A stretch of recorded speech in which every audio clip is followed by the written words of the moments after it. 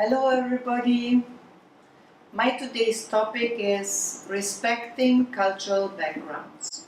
As you might know, I spent half of my life in Bali, Indonesia, and I'm here in the middle of the tourist center, and I meet many people from different countries, and we often talk about cultural problems, cultural topics in general, and also dance related. Balinese dance is a product of Balinese culture. When you visit Bali, you fall in love in this wonderful music and beautiful dances, and probably you want to learn it and you want to promote it. Maybe you want to do a Balinese restaurant in your hometown, or you open a community center and want to promote this specific dance, and you start to learn, because here are many dance schools in Bali. And of course, when you want to promote this dance in your country, you shall know about the backgrounds, right? Because also the Balinese dances, they have a rich meaning underlaid. There are dances for sacral ceremonies, there are dances for fun, there are dances just to entertain the audience with historical stories. Every flick with the eyes, every wink with the head, with the fingertips, the position of your feet, the toe, everything has a meaning.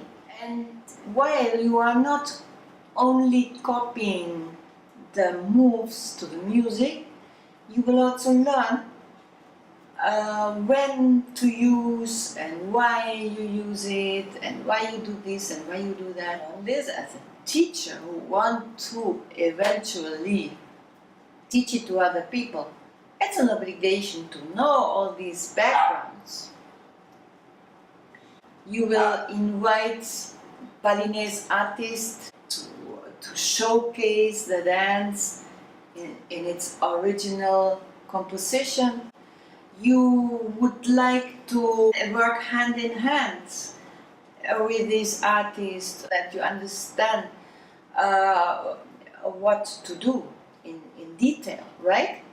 And in the same way, I see it with Argentine Tango. So it would be most appreciated. Come in and be quiet, little boy. Yeah, come in. Okay, that's Tanguito. So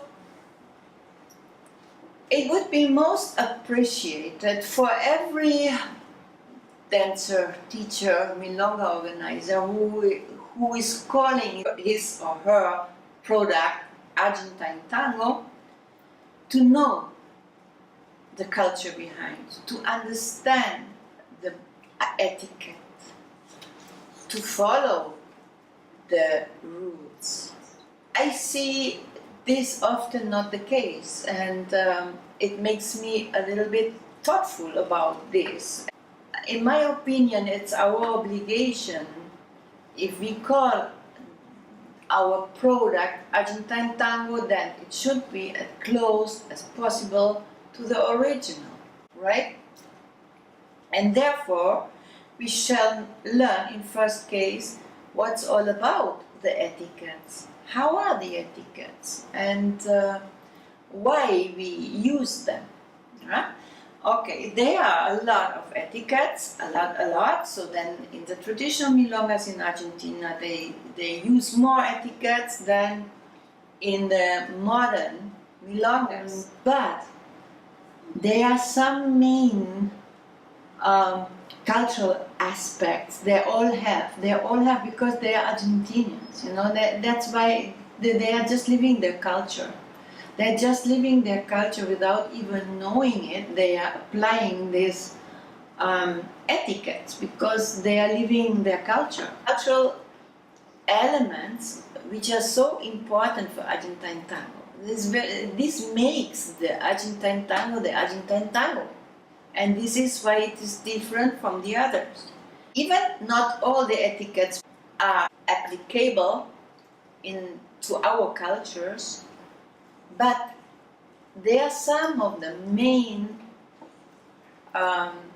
rules, or the main rules which we should emphasize on. When you see, for example, the cabeceo is so important, and even in practicas they use cabeceo. Even in non-formal milongas they use cabeceo. They don't use it in a very strict way, but they still use it, and even they when they are in a conversation with each other, they still use the cabeceo. Or they say, maybe, when they say, shall we dance the next tanda? Okay. They are already in a contact. So they know already from the context of their conversation that the partner will accept. And that is something which we shall copy. Yes? And because, why is it so important? Because with this kind of invitation, we know in front if the partner will accept or not. That is the whole point about it. Yeah? And so we don't get a rejection. The invitation, like approaching the lady and put a hand like this and ask her, shall we dance? That is not a proper invitation. That comes from European ballroom. That has nothing to do with Argentine Tango. Not in the traditional milongas, not in the modern milongas. This is just, has nothing to do with Argentine Tango. And that is to be avoided. That is really to be avoided, because the lady has no possibility to say no, It's just that by inviting with cabeceo, you give the partner the possibility to just to friendly reject, and you don't make it obvious, like this. So other rules are very important. That is the line of dance. If you are not respecting the line of dance, it's a chaos on the dance floor. It's no joy.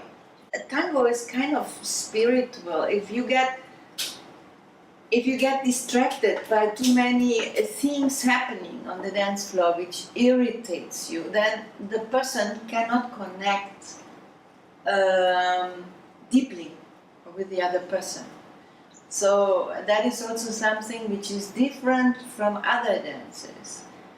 So in tango, we are so connected to the person we dance with. We are like in a kind of trance, kind of, like special connection, that everything around us, which influence us negatively, will disturb this connection. The last one is the music. So once the music is nicely arranged in tandas, the dancer can have profit out of that. So he knows what's coming next. It's same orchestra. So he decides to dance, right?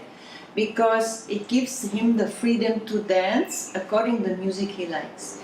So he will not get surprised suddenly when he's on the dance floor by something totally different. For example, suddenly there comes a milonga, but he doesn't know how to dance milonga, or something like that. So this is more a rule for a DJ, for a milonga organizer, to have the music sorted accordingly, and that gives the dancers more appreciation for the dance, for the music and tango. 3 etiquettes which are most important for us to know and to follow. These are: number 1 is the cabeceo, number 2 is the line of dance and the behavior on the dance floor, and number 3 is the music. So the way they sort the music according to orchestras. All of the 3 etiquettes based on common sense, because while we are respecting these etiquettes, it's not only really respecting the culture, but we are also improving our tango. It is not enough just to move in ochos and giros and enroscas and whatever over the dance floor, disturbing other couples in their flow and call it Argentine Tango. That's definitely not Argentine Tango. If you like to publish your product as Argentine Tango, I think it's necessary to follow basic rules, basic etiquettes. And not only to know about, also to pass it on. So as a teacher, I am obliged to pass these etiquettes on to my students. Thank you very much. I hope you enjoyed my video. Give me a thumbs up and some nice comment. And of course, please subscribe to my channel and see you next time. Thank you very much and bye.